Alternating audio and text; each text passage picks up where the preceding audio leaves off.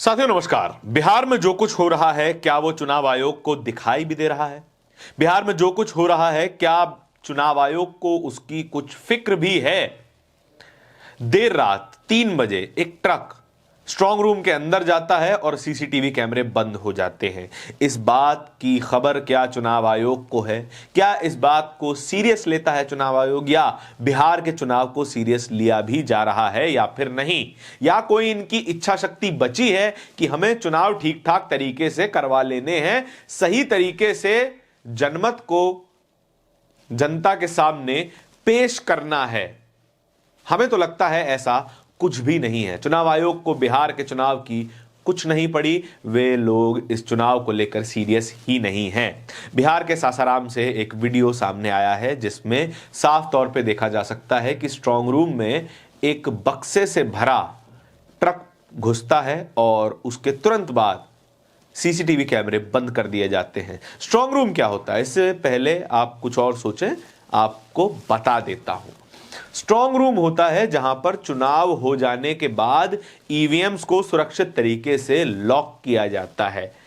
इसमें ना कोई अंदर जा सकता, ना कोई बाहर आ सकता। सीसीटीवी कैमरा 24 घंटे चालू रहना चाहिए और इन सीसीटीवी कैमरास की स्क्रीन्स के सामने लगातार हर पार्टी का कोई ना कोई एक प्रतिनिधि बैठा रहेगा और देखता रहेगा कि कोई गड़बड़ ना हो।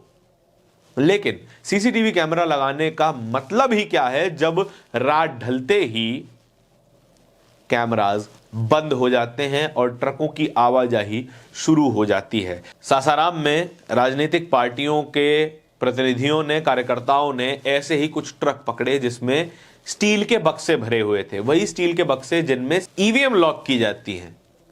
वो बक्से क्या कर रहे थे उन ट्रक्स के अंदर, और वो ट्रक अंदर क्यों जा रहा था? क्या वो कहीं और से कुछ और ईवीएम लेकर स्ट्रांग रूम के अंदर आ रहा था और ईवीएम को बदलने की कोशिश की जा रही थी? क्या मौजूदा ईवीएम्स को उस स्ट्रांग रूम से बाहर ले जाने की कोशिश की जा रही थी, जो कि दोनों ही अपराध हैं। अपराध। स्ट्रांग रूम को छेड़ा नहीं जाना चाहिए, उसका नाम ही है स्ट्रांग रूम, सेफ रूम। जब तक काउंटिंग शुरू नहीं हो जाती तब तक उन ईवीएम्स को कोई हाथ नहीं लगा सकता। प्रिसाइडिंग ऑफिसर अपनी जिम्मेदारी पर स्ट्रांग रूम में ईवीएम को लॉक कराता है कि जब तक काउंटिंग शुरू नहीं हो जाती तब तक कोई भी इन ईवीएम्स को हाथ नहीं लगा सकता। लेकिन उन तमाम स्ट्रांग रूम्स की इंटेग्रिटी को कॉम्प्रोमाइज कर दिया गया और ये वीडियो सामने आया। कई लोग इन वीडियोस को शेयर कर रहे हैं और चुनाव आयोग के चेहरे पर लानत भेज रहे हैं। क्या क्या लिख रहे हैं एक एक करके आपको बता देता हूं। मनीष कुमार यादव लिखते हैं, ब्रेकिंग, सासाराम में वोट चोरी लाइव। रात के 3 बजे बक्से से भरा हुआ ट्रक स्ट्रांग रूम के अंदर और सीसीटीवी बंद। पूरा वोट डकैती हुआ है सासाराम में।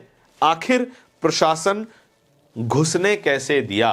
प्रशासन के ऊपर सवाल है, सिक्योरिटी के ऊपर सवाल है कि यह ट्रक अगर अनजान था तो फिर इस स्ट्रांग रूम के अंदर घुसा कैसे? आगे आपको बताता हूं। अतुल लोंडे पाटिल यही वीडियो शेयर करते हुए लिखते हैं, रात के 3 बजे सासाराम के स्ट्रांग रूम में बक्से से भरा हुआ ट्रक आखिर दिखाई क्यों दिया? एग्जिट पोल से माहौल बनाएंगे, रात को वोट चोरी कराएंगे, तभी तो फर्जी चाणक्य कहलाएंगे। अमित शाह के ऊपर तंज कसते हुए तो लौंडे पाटिल लिख रहे हैं कि ये फर्जी चाणक्य कहलाना चाह रहे हैं कि एग्जिट पोल से माहौल बना दिया, एग्जिट पोल से एनडीए को बहुमत दिलवा दिया, फिर एक रात पहले वोट की चोरी करवाकर अगले दिन जनमत को पलट दिया जाएगा। ये इल्जाम है।